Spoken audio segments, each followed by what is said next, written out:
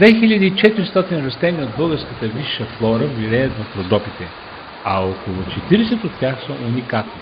Няма ги ниде другаде в света. Да свиеш китка от подобни цветя си е занимание, пред което бледнеят и икебаната, и прочутите, и холандски лалет. Уханието на тези рожби на дивата природа и култивирания вкус на родопчанката би накарал и Нина Ричи да червинее от завист. Усмихвате се, не вярвате. С това неверие пристъпих към първия от празничните ритуали среди лято на Мугля. Чудна легенда. Като ботанически хепанинг на открито разиграха поруменелите от скритите им подтекстове у момичета, а където момите са кът, жената в рода взема нещата в умелите си ръце. С песни, чудни родопски химни вървят те из поля и градини, за да дирят умайното били, да повият и нарочат за всеки от рода си по една китка, един букет с много любов и нежност. Как да ги заболи милите цветя, като с толкова грижовни ръце и песен ги откъсват и подрежат.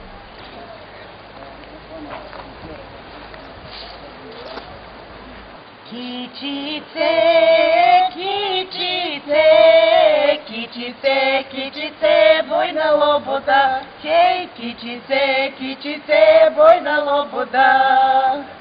Кой да е, кой да е, кой да е, садили прашил, кой да е, садили прашил.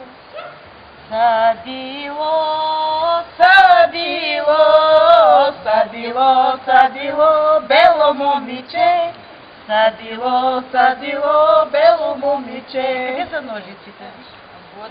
Давате ли ми ножиците? Да, ги роте ли в менче? Белима, белима, белима, белима, раки садеше, белима, белима, раки садеше. Стънкима, стънкима, стънкима, стънкима, пръсти прашеше, стънкима, стънкима, пръсти прашеше.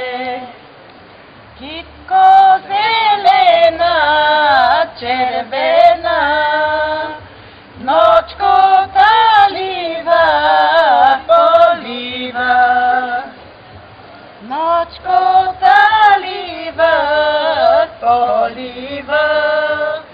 Сега китко оставем.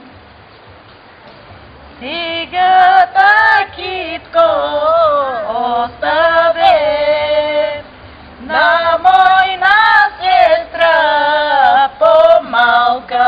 Заникът вече преваля, когато повитите китки полягат уморено в чудните менци, пълни със студена и пистра планинска водица. Тъй ги заварва нощта. Любопитна месечина и ситни ярки звездици, пълна нощ, се дивят на този древен обичай, на това невероятно излъчване, на толкова сила и красота в едно сплетено. Та отминава вече нощта, тиха и нежна, ухадна и бъдна. На утрото слънцето вече се е вдигнало високо в лазурата, огрява в китните момински двори, пречистени и обнадеждени жените грабват менчетата пълни с обич, с тази светена вода, па напръскват милите си роднини за здраве и берекет, за обич и щастие. И си мисля, колко ли струва една китка от Орфеевите градини, отнесена с благодарност, подсушена и пъхната в водоята, дето цяла зима ще пръска ухания и спомени. Скъпи гости от близко и далече, добре дошли в едно от най-красивите села, Родопите, село Мугла. Празникът беше през цялото време. Но какво е празник за българина без ядене и пиене? Затова мугленци бяха подредили голяма кулинарна изложба. Тук отпочнаха с дегустации и като тръгнаха пататниците, клиновите, пироли, кускус, люта и се стигна до битото сирене, овчето кисело мляко, прочутия мурсалски чай. Бързо сменихме сетивата. Сега вече езика гледаше, а стомаха тъчеше. После просто си пренесохме родопската кухня от дома. Хубаво нещо си е пататника с бият. За всички сезони и суфри. Но се върнахме и с още пресни спомени за родопските химни. Бела съм бела юначе, девойко Мари хубава, вечеря и радост.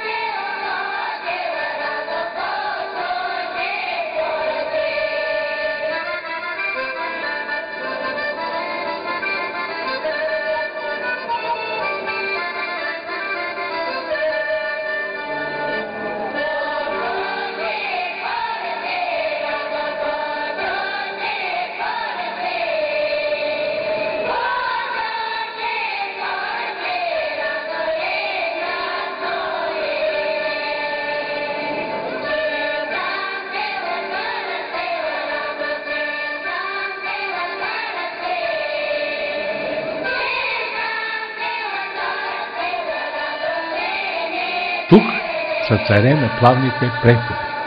Вероятно са го наследили от планината, чиято повърхност на много места прилича на застинали морски вълни. Тъй песните плавно преминават в буйни хора на общата радост и веселие. Има си един сигурен преход от песен към хоро. И той се нарича Тропни калинки. И хората се виха от сутринта до вечерта. Тези последни щрихи вписаха нови черти в дълговечния традиционен празник. Чертите на соца, художествената самодейност, също оживяват в подновената седмица. Изпращането беше повече от сърдечно. Тези хора просто плачат да бъдат забелязани. И си мислят дали пък Васил Бошков, който прогони артистичната бохема от съседното село Чанла, не вземе да подари на Мугленци един малък, скромен междуселски автобус. Със сигурност неговата предприемчивост ще му върне парите. Дори и само ако изложи в музей сегашния бус, който има вече едва половината от местата си, защото другата половина на карусерията е застрашена от пропада. И да не забравя, Мугла ни кани и зиме. Склоновете тук са забележителни, само природа.